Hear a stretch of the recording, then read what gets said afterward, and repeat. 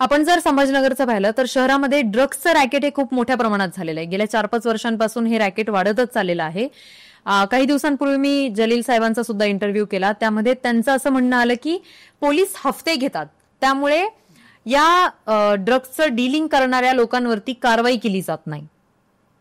विषय असा आहे, पोलीस हप्ते घेण्यापेक्षा या शहराची सांस्कृतिक रचनाच अशी आहे की इथं ज्या पद्धतीने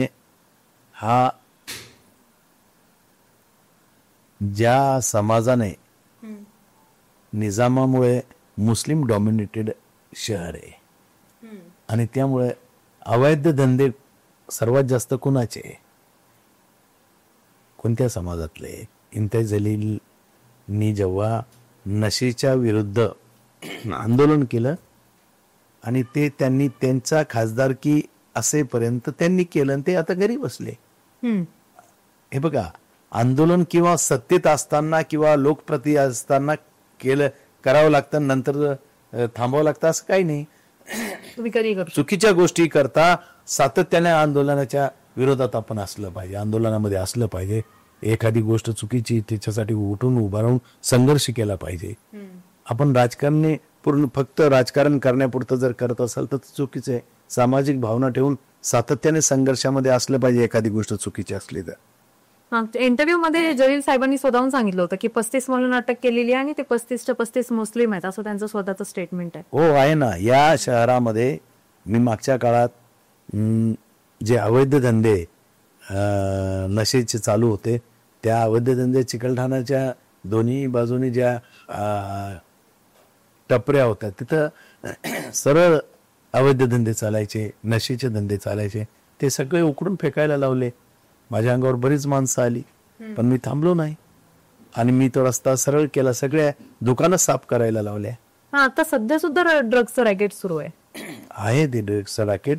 आणि खऱ्या अर्थानं आजही या शहरात नुसत्या ड्रग्सचं रॅकेट नाहीये, काही या देशाच्या विरुद्ध कृत्य करणाऱ्या लोकांची टोळ्या सुद्धा आहे.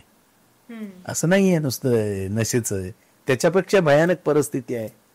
आजही या राष्ट्रविघातिक कृत्य करणारे आहेत. मग त्यांच्यावर कारवाई होत नाही? त्यांच्यावर कारवाई होते आणि आज बरेच जण पकडलेही गेले ना बऱ्याच वेळ.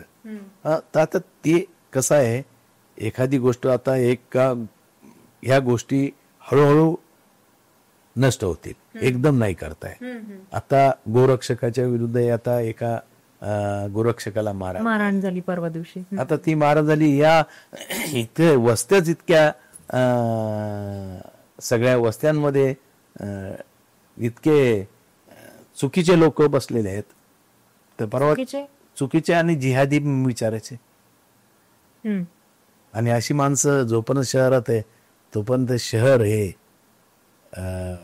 मला नाही वाटतं सुरक्षित आहे. कारण शेवटी आज वसाहती इथं वाढल्या कामगाराच्या रूपाने आणि इथं बेकायदेशीर अवैध धंदे वाढलेले आहेत.